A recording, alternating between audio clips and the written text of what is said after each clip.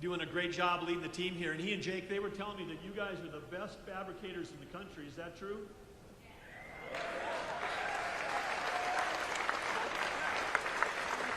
Classic Midwest. You're the best in the country. And then they nod like this. Yep. I'm from North Dakota. I get that whole thing, like where people are they're the most talented in the world, but they're also super humble. But what a fantastic group to be here. Great to be back in Wisconsin.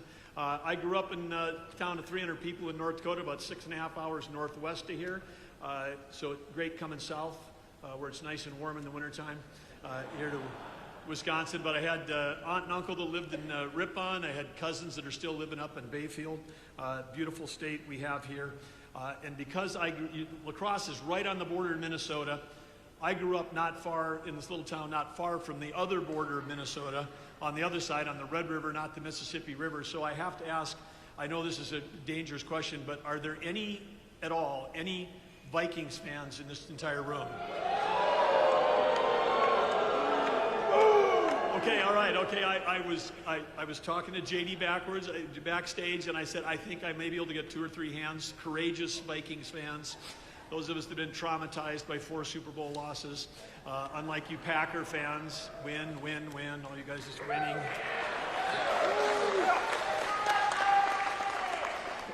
So anyway, welcome to all of you here today. Great to have you here. And as we approach this Labor Day, it's not just the end of summer, but Labor Day is both a celebration. It's a day of celebration and it's a day of gratitude. And it's a day of gratitude for the enduring dignity of work.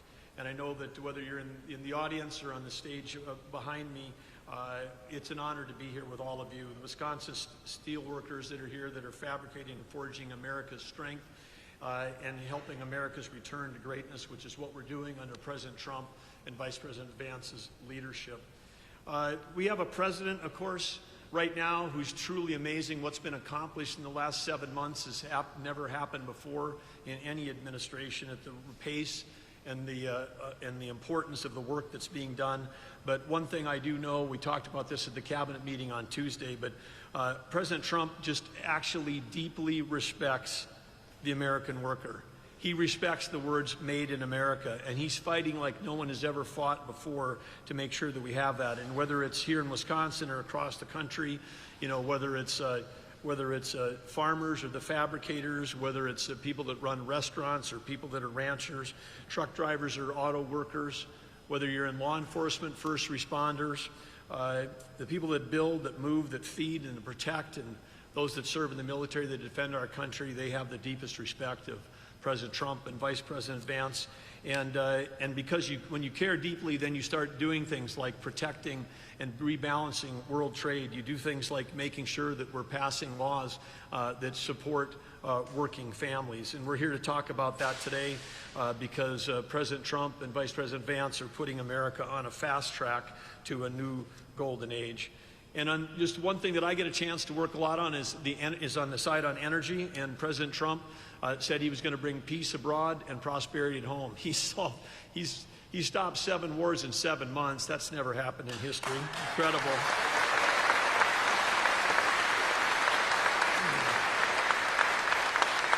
Just incredible. And he set out that he didn't just want energy independence, he wanted energy dominance, President Trump did, because with energy dominance, that means we can sell energy to our friends and allies as opposed to them having to buy it from our adversaries. When they buy energy from our adversaries, that's what they were using to fund those wars against our friends and allies. So he understands that energy is at the core of peace abroad. He also understands that low-priced, affordable, reliable energy is the key to our economy here at home. And he's done everything he can to break the back of inflation and having abundant energy here in America, and he's doing that. And one of the things, he's not only doing that with oil and gas, but he's bringing back the coal industry. And a lot of people don't understand. We were sitting here in this fabulous place where we fabricate these amazing things like this pedestrian bridge to my left here that these guys are building. Complicated, high-quality stuff. And by the way, I should tell you guys, Paul and Jake told me that the shop is always this clean, right? It's like, It's like every day. You could come in here every day, it would look just like this, not just on days like this. But these guys are doing incredible work. But without, if you need metallurgical coal. Metallurgical coal produces coke. Without coke, we don't have steel. So President Trump, we cannot shut down.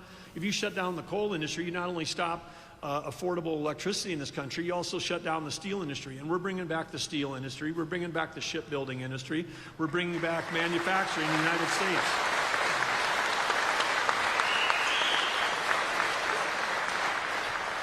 I also understand in the back here we've got some students from Luther High School, government class seniors. Can you students just give a stand up for us if you're here from Luther High? We want to say a special thanks to you.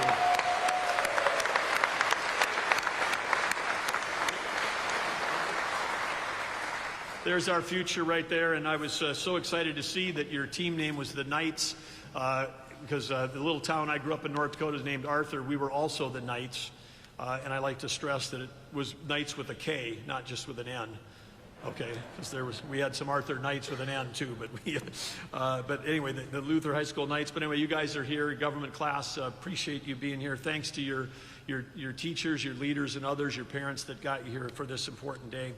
But whether you're just out of high school or whether you're working family across Wisconsin, you can rest assured that we got a president and a vice president that are fighting every day to make sure that we've got opportunities. And for those of you that are entering, leaving high school soon, you can know this country is going to be ready to support you, whether it's college, whether it's trade school, whether it's the workforce, whether it's being an entrepreneur, like the people that started this business back in 1972, or whether it's the military. There's great careers awaiting in this country. And in the last 7 months, there have been 2.5 million jobs created under the Trump administration that are filled by people that are Americans. So.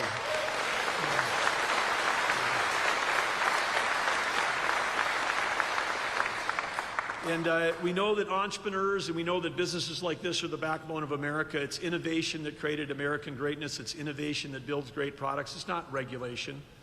And we know that President Trump is leading an effort for us to deregulate this country, cut regulations. He's cutting 30 regulations already so far in 7 months. 30 regulations have been cut for every new one that's been put in. He set a goal at 10 to 1. He's beating that by 3 times. When we cut regulation, that allows innovation to flourish.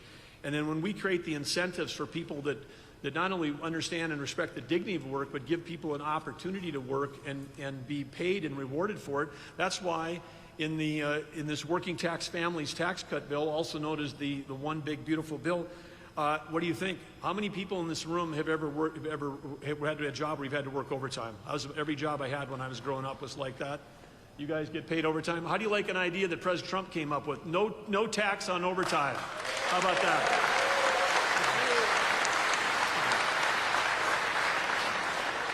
And there's 100 great things in that bill. The Vice President's going to talk about it, but I'll just mention one more. And 100% accelerated depreciation. Not everybody's an accountant, but if you can deduct the cost of buying new equipment on the day that you buy it from your income, that reduces the cost of that equipment. And Paul and Jake and his team right now, they got a $2 million drill press that's coming in here, a drill saw press, $2 million arriving this fall. It's going to help them build projects quicker, faster, more efficiently for their team. And they're doing that because they got 100% depreciation immediately. That's in the big, beautiful bill.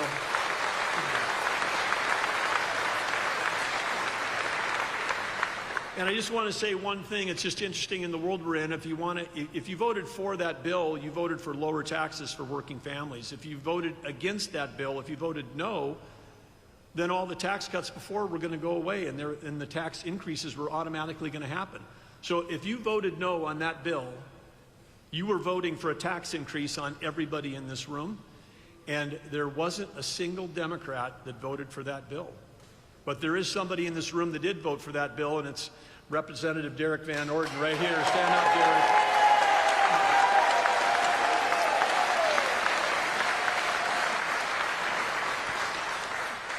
And if any of you are taking care of aging parents, any of you that know people that are seniors, I'll say that because you all look pretty young to me out there. But anyway, if you know anybody that's on Social Security, 1.1 million Senior citizens in Wisconsin are now going to benefit from no taxes on Social Security. So incredible.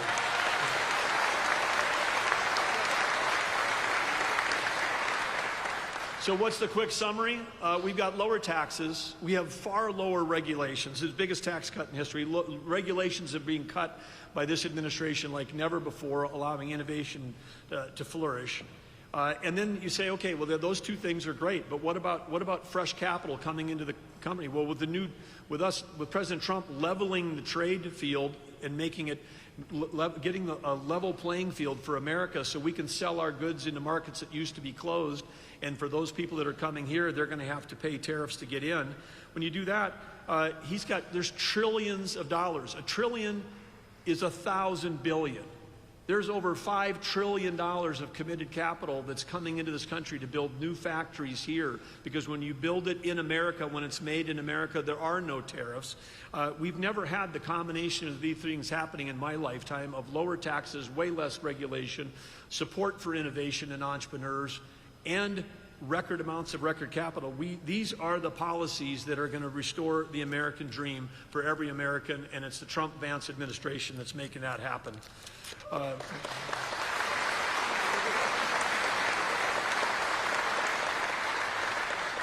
And if you're planning on driving someplace this weekend, maybe you want to, head to one of those great national places in this state, like St. Croix National Scenic Riverway, not far away from here, Apostle National Islands, up by the National Lakeshore on the Apostle Islands, up by Bayfield, where my cousins live.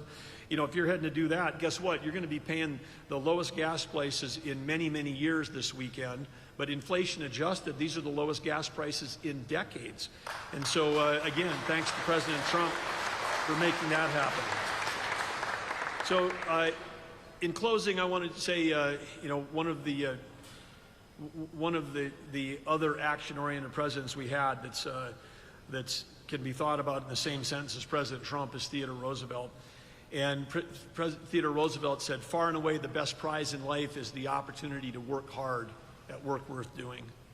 And I've got a group of people sitting behind me on this stage that work very hard. I got a group of people in front of me that I know, if you're here from Wisconsin, you're from the Midwest, you have spent your life working very hard. All of us then in this room, everybody here, we've all had a chance to grab that prize, that opportunity to work hard at work worth doing. And collectively, at a place like here, like Mid-City Steel, you're doing the hard work that is making America great and making America strong. And you need to know that President Trump personally, Vice President Vance, who's here to tell you how grateful they are for the working families and the working people of this country. So it's my honor right now to introduce someone who served our country in the military, in the Marine Corps. He's served our country in the United States Senate. Now he's fighting for working families as the Vice President of the United States.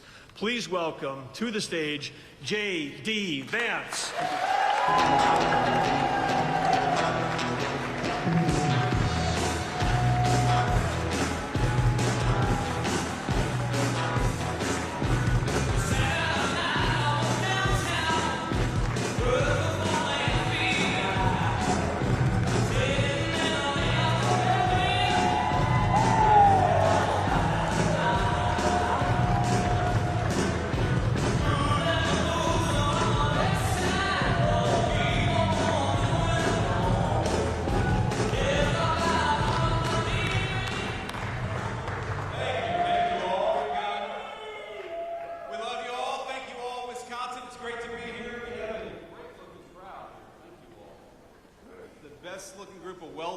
Steelmen and women I've seen in my entire life, I think. This is a sharp crew. Now, everybody behind me, I was told, volunteered to be there, and so you guys have to clap and cheer at everything that I say, and if not, we're going to have to kick you the hell out of here. And a couple of them actually, and I'm not going to call them out by name, but they were selected because they're some of the hardest working and best working people in this facility. And we just want to say we're proud of you guys, proud of what you do, and proud that the tradition of Wisconsin craftsmanship lives on in this great facility right here today.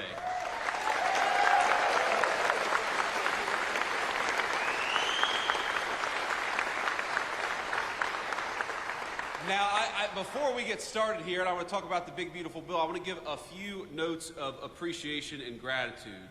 So, first of all, I think this is probably the third or fourth time I've been to Crosse, Wisconsin. I came here a lot during the campaign. It was always great to be here, and I joked that you all would get sick of me, but I would come back as Vice President of the United States, and I'm proud that I got to keep that promise, thanks to you.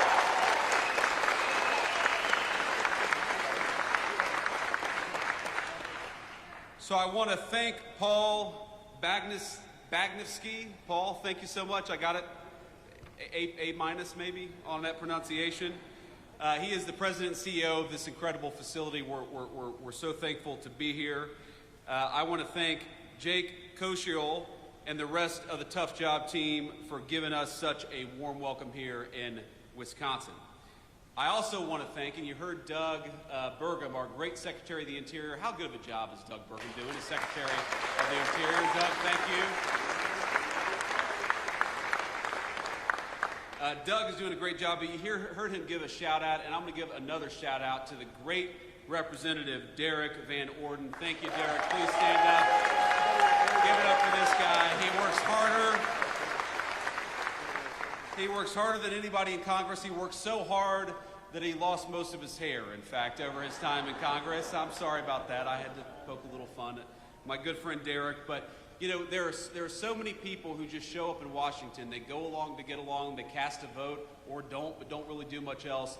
Derek is fighting every single day for the people of this district. You should be proud of him, because I certainly am. Thank you, Derek.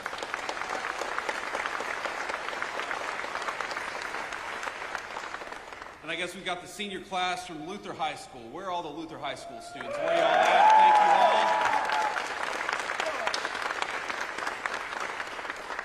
all. Now, have you all started school yet? Or are you playing hooky today? You have. Okay, good. Well, I'm glad the Vice President coming to town got you guys out of school a little bit. But let's talk about the future, because these kids are the future. We want to make sure that they have a prosperous American future to grow up in. And let me take you back a little bit to where I grew up in Middletown, Ohio, southwestern Ohio, where my papaw, and the reason I love the welders in particular, is my papaw for 42 years was a union welder at a place called Armco Steel. And when I was growing up, Armco Steel had shed about 80% of the workforce that it had employed when my papaw was working there during its heyday.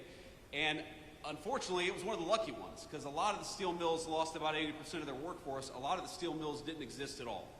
And I think that what happened is that for those of us who grew up in those factory towns, we were so used to seeing those proud, big, beautiful factories, seeing the night sky lit up with that furnace. We were proud of what our parents and our grandparents made every single day. And of course, they were proud to earn the kind of a job that enabled them to provide us a good life. And what happened? Thanks to a generation of failed politicians and stupid decisions, those factories closed down one by one by one, and many of those proud towns that made us who we are, ladies and gentlemen, those proud towns became ghost towns. Well, not anymore. What the President of the United States was elected on a promise to do was to bring back American manufacturing, to bring back American craftsmanship, and that is exactly what President Donald Trump is doing every single day in Washington.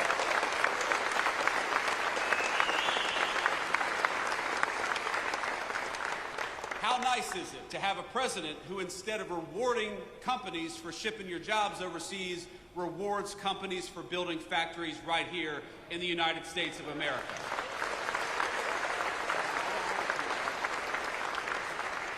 How nice is it to have a president of the United States who, instead of raising your taxes, is cutting your taxes by historic margins every single day, as we just did? For years, American leaders would ask you to work overtime, would ask you to spend even more time away from your family, and every hour that you spent at the job, they would reach further and further into your pocket. How nice is it to have a president of the United States who cut taxes on overtime, because we believe that if you spend an extra hour at work, the government ought to keep its hands the hell out of your pocket. Is that right?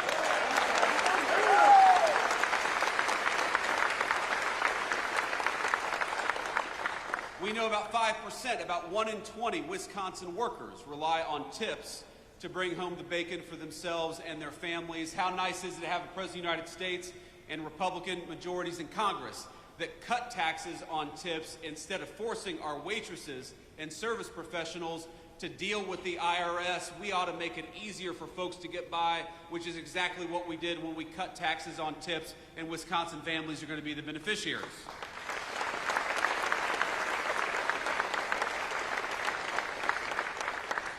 What the Working Families Tax Cuts did is very simple, ladies and gentlemen. It let you keep more money in your pocket.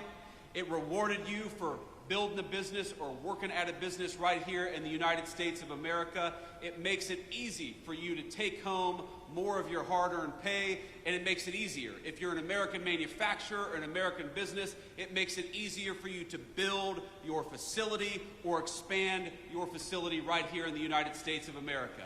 I happen to believe that it's the dumbest decision we made as a country to reward foreign companies with putting stuff overseas instead of right here in places like Wisconsin.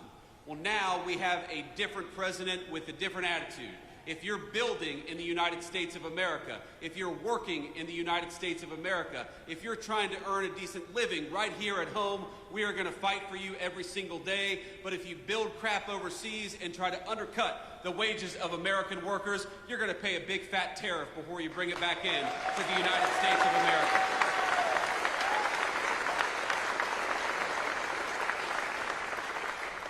Now, I was talking with a Fox News host earlier, and I'm going to embarrass him a little bit. I'm going to make him stand up and be recognized.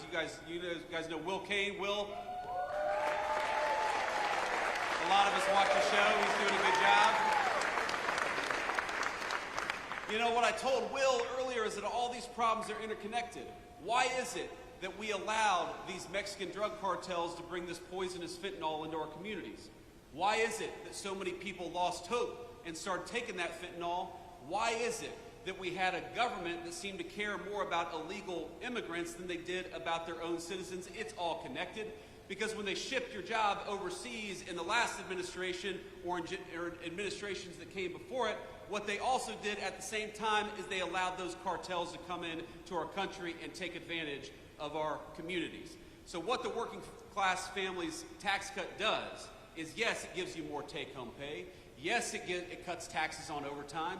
Yes, it cuts taxes on tips, but it also gives our incredible law enforcement over $100 billion to get those drug cartels the hell out of our country once and for all.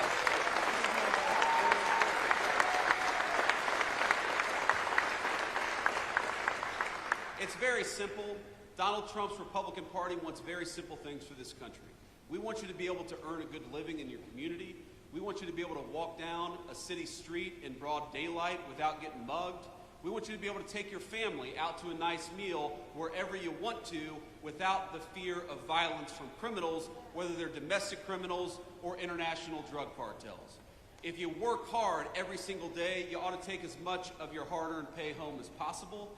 And if you want to raise your children in security and comfort, you ought to send them to a school that gives them a good education instead of an indoctrination. These are very simple things, ladies and gentlemen, and all we needed was better leadership in Washington to deliver it.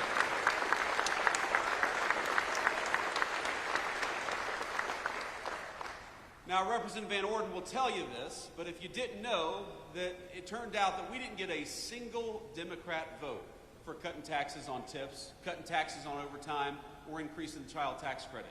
Not a single Democrat in the House or the Senate could actually deign to vote for giving you more of your hard-earned money. And we got to ask ourselves why that is, because as much as I am proud of what we've accomplished, it would honestly be a little bit easier, wouldn't it, Derek, if the Democrats actually worked with us instead of fighting us every single step of the way. And you're going to see this. We're a little early for campaign season, but in a couple months or maybe about a year, you're going to start seeing television advertisements. And you're going to start seeing Democrats lying about what's in these working families tax cuts. And I'm going to tell you exactly what they're going to say. They're going to tell you that this bill, which gives you more of your hard-earned money, that they opposed it, not because they want to raise your taxes, and they do, but because they're worried about your health care. They are so worried about your health care, in fact, that they want to give more and more of your health care to illegal immigrants. And that's exactly why they voted against this bill. I know we have this beautiful high school class back there. And I'll give you, just from a vice president to the high school seniors, I'll give you guys just a little bit of relationship advice from a man who's been happily married for 11 years. Find yourself somebody who loves you as much as national Democrats love giving health care benefits to illegal aliens. That's my advice for you. Because it is, as far as I can tell,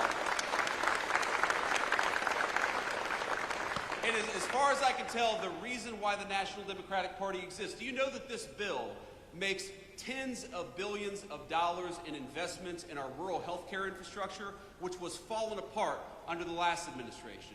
This legislation guarantees that hardworking Americans are going to have access to their Social Security, Medicare, and Medicaid benefits. But what this bill refuses to do, and what Republicans absolutely refuse to do, is to give your hard-earned benefits to people who don't have the legal right to be in this country to begin with.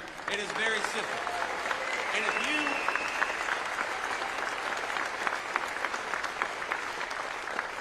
And if you want to protect the people's benefits, if you want to protect rural health care, if you want to make sure that whether you live in a big city or a small town, you have the ability to go and see a doctor, and that is exactly what we want to do, then the first thing you ought to be doing is making sure that the people who get federal health care benefits actually have the right to be in this country in the first place. That is the first and most important step.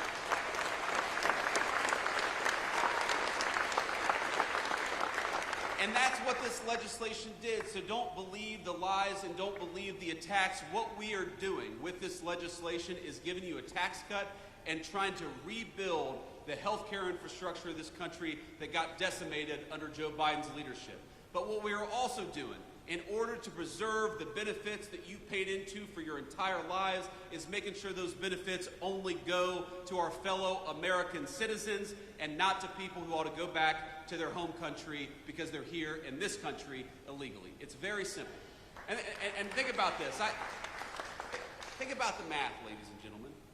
You cannot have these health care benefits if you allow tens of millions of people into this country who have no legal right to be here and give them those benefits.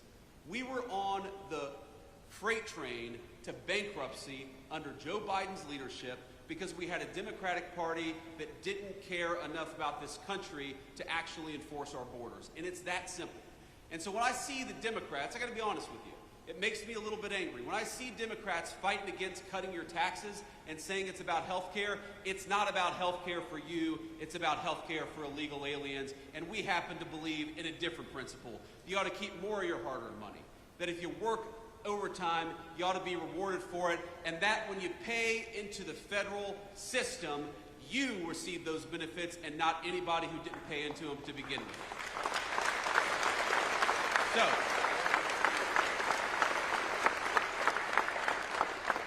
let me say just a couple more things, and then I'll hit the road, but maybe I'll take some questions. Should we take some questions from the fake news, ladies and gentlemen? Would that be fun? Okay, we can do that too. But we'll try to focus on the local Wisconsin reporters first, because I know that they're not fake news, right? We got good local reporters here in Wisconsin? I don't know, mixed reviews based on the crowd here, but let me just say a couple more things. So this business, this manufacturing facility, I think represents the future of American craftsmanship. And I was talking to the CEO and to Jake earlier about this, but you know, there's this attitude that some people have that manufacturing, it's the jobs of the past, it's the industry of the past, that it's dirty, that it's not innovative. Why? I challenge any journalist to walk around this facility for 10 minutes and not realize that this is one of the most innovative companies in America.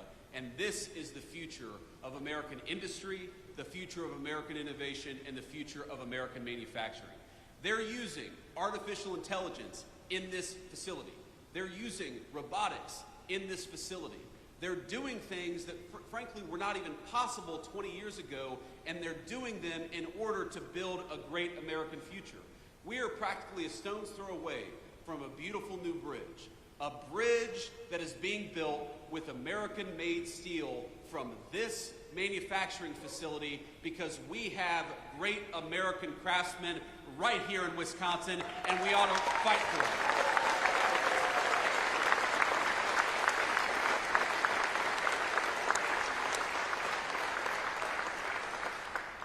I know the people out in the crowd, the people standing behind me, there are stories of proud work being done every single day. There are stories of a good wage being earned that allows these folks to support their families. There's stories of products that exist in the United States of America that we need, that we absolutely rely on, that are made right here with American workers and American hands. That makes me so proud to be your vice president, to get to stand here, to get to see a little bit of it, to take a little tour, to recognize that the American future that our children deserve, that the American future that our children rely on is going to be built by and for American workers, and you guys are the proudest American workers in that tradition. So God bless you, and thank you.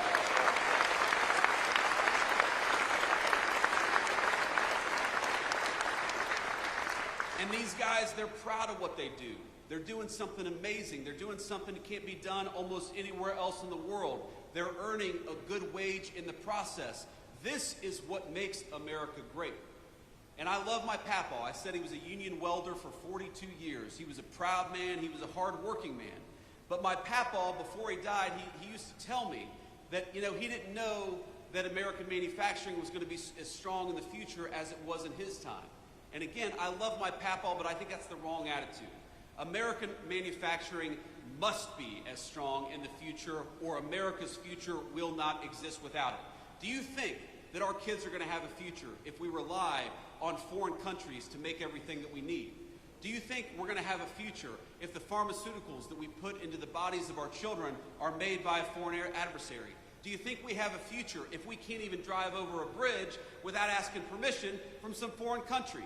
That is no way to build a future. The way to build a future is with American workers, and I'm proud that in Wisconsin that's exactly what we're doing. So God bless you all.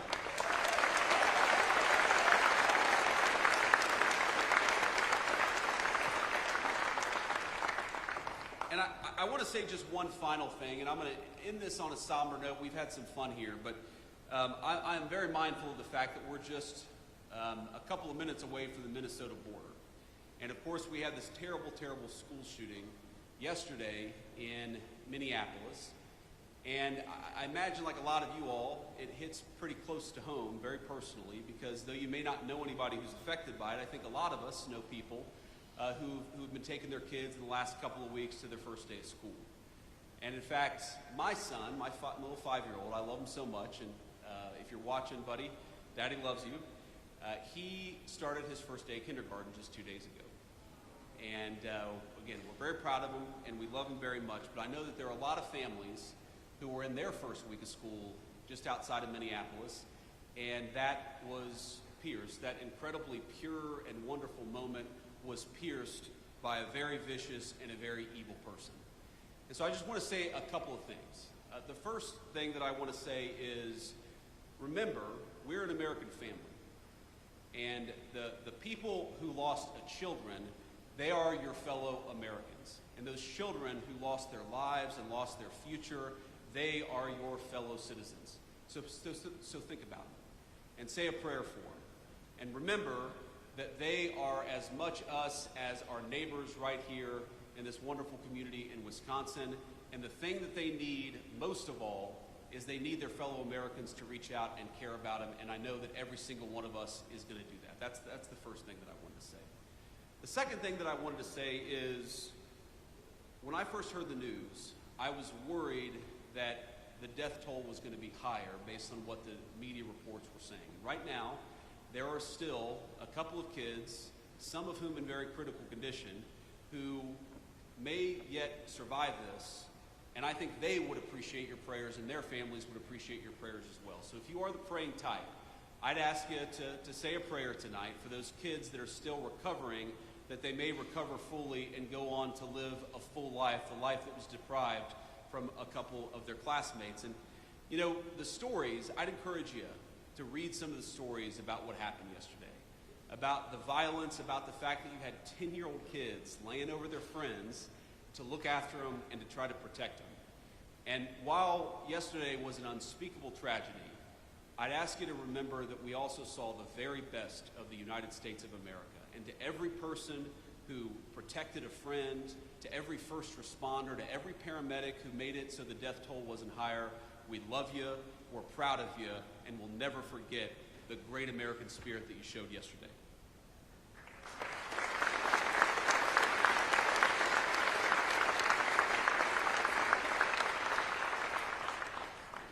And on that note, there is going to be time for politics, and there's going to be a time to figure out how to prevent this stuff from happening, how to make these shootings less common in our country. And I'm not going to speak about that now, but I would encourage you, the First Lady, Melania, who really has a very big heart for children, obviously as a mother herself, she put out a statement earlier today that I think is really worth taking a look at, because this happens too much in our country.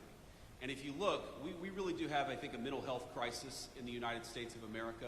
We take way more psychiatric medication than any other nation on earth, and I think it's time for us to start asking some very hard questions about the root causes of this violence. And I'm going to be part of that, and the First Lady and the President are going to be part of that, but that's going to be an American conversation that we're going to have together. But before we have that conversation, if you are the praying type, I would ask you to join me in prayer. I'm just going to say a prayer for the two little kids who lost their lives yesterday. And this is a prayer we say a lot in my church, and I've always found it very meaningful. It's very short. But eternal rest grant unto them, O Lord, and let perpetual light shine upon them. May the souls of all the faithful departed, through the mercy of God, rest in peace. Amen. Thank you all. Now with that, I will take some questions from the reporters, but again, thank you all for having me, and thank you all for indulging that moment. I think it's important for our fellow Americans to know that we're reaching our arms around them and we love them, and you guys gave me the opportunity to do that, and so I'm grateful for it. God bless you. Questions?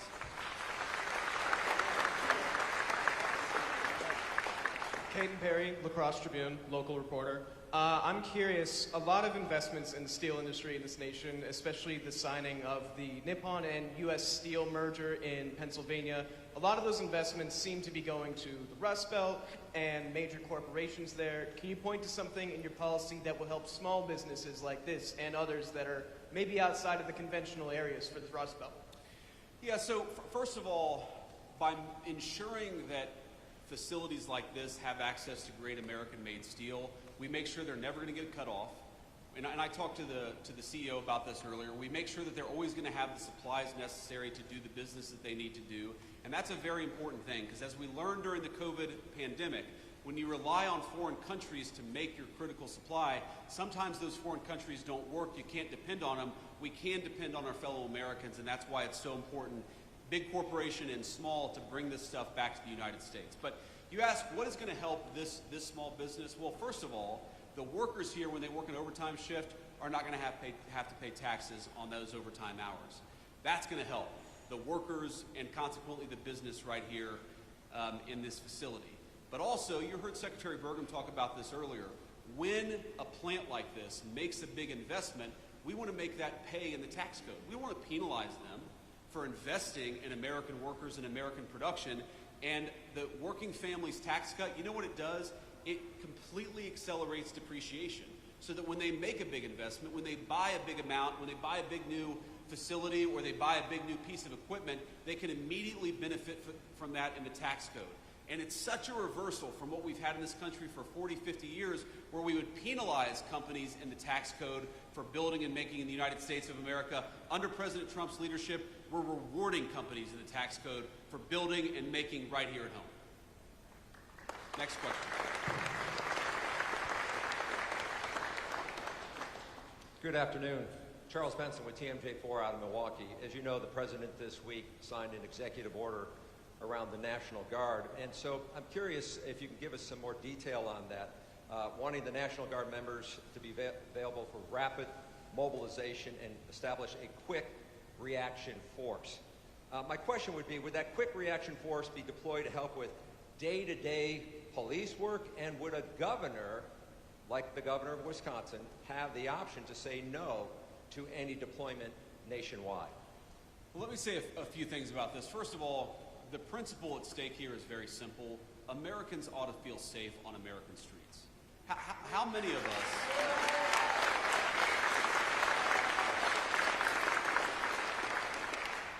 How many of us have crossed to the other side of the street because there's a person on the street corner yelling and screaming at our kids or at our family? How many people have felt the farming community in Wisconsin and all over the country for this legislation? I think in part because it does a lot for our farmers.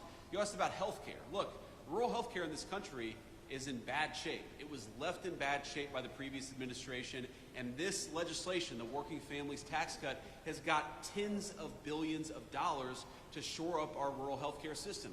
It is so unusual to hear Democrats say this is going to be bad for health care when we're spending billions of dollars to try to fix some of the rural health care problems in our country. And by the way, has anybody been awake for the last 4 years? Any of these national Democrats? How was the rural health care system doing under Joe Biden when you had hospitals and clinics closing at a record and alarming rate? We're trying to fix that.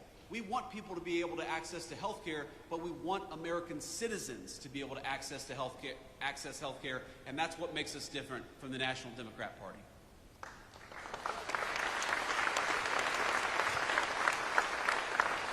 And I'll take maybe a couple more questions, then we're going to hit the road. Hi, thank you so much for taking questions from us. My name is Laura Schulte. I'm a reporter with the Milwaukee Journal-Sentinel. You've talked a little bit, about the disaster declaration, but I'm wondering, how long will Milwaukee have to wait for a disaster declaration from President Trump? Well, if I understood the question correctly, and this is the first time that I'm hearing about it, we got the request from the governor yesterday. Is that right? Okay, so I mean, it's very possible that request has not even made it to the president's desk. I mean, these things sometimes take more than 12 hours before they get to the president's desk. So what I can promise you is now that I'm aware of it, we're going to take a look at it. We're going to make sure that it gets the review that it requires. And look, we love Wisconsin. We love all of our American citizens. People are struggling. We recognize that, and we want to figure out ways to help them. Thank you.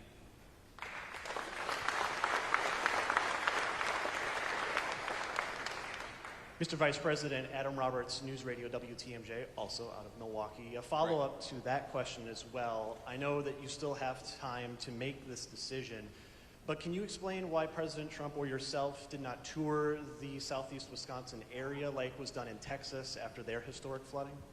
Yeah, I can give you a very simple answer to that question is, if you remember the Texas flooding, the president did not show up until he felt like he could provide comfort and aid to some of the grieving families, but not actually be a huge distraction for law enforcement. I mean, look, it is a reality of the world that when the president or the vice president of the United States show up, there are a lot of Secret Service, there's a lot of local law enforcement, and I remember explicitly being in the Oval Office talking with the president about this. He said, I really want to go to Texas, and I really want to visit with these grieving families, but we can't do it until the local law enforcement says we can support this without affecting the recovery and other efforts. So we would love to visit, we would love to talk to people, but some of this depends on we talk with local law enforcement, and we don't just want to show up for a photo op, we want to show up and actually help, and that's what the President of the United States is focused on. Thank you, sir. And I'll do one more question before we hit the road. Jeff Murdoch, The Washington Times.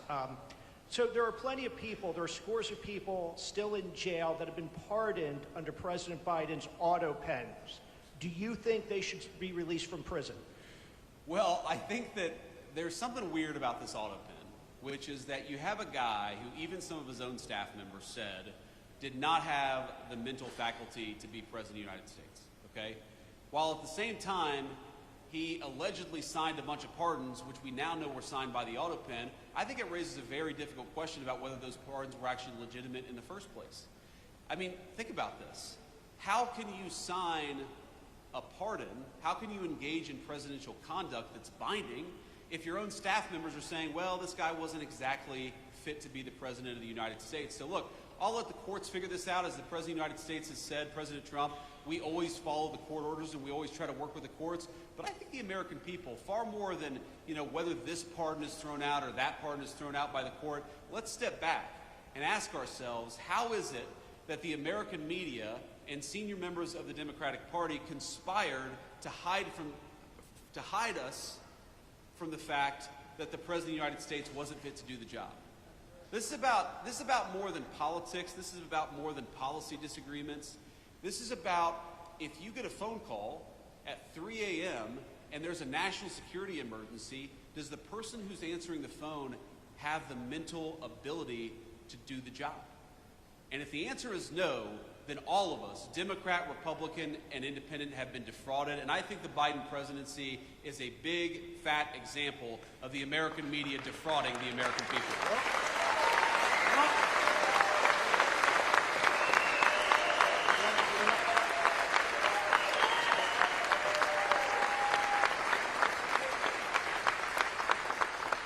So on that note, I just want to thank you all again for having us, and just remember, we are every single day in Washington, D.C., we are fighting for you. We're fighting for your jobs, we're fighting for your wages, we're fighting for low taxes for you and your families, we're fighting for rural health care. We believe that the most important thing the President of the United States can do is put the interests of Americans first. That is what we have done for 7 months, and we'll keep on doing it for the next 3.5 years. God bless you all. Thank you for having me.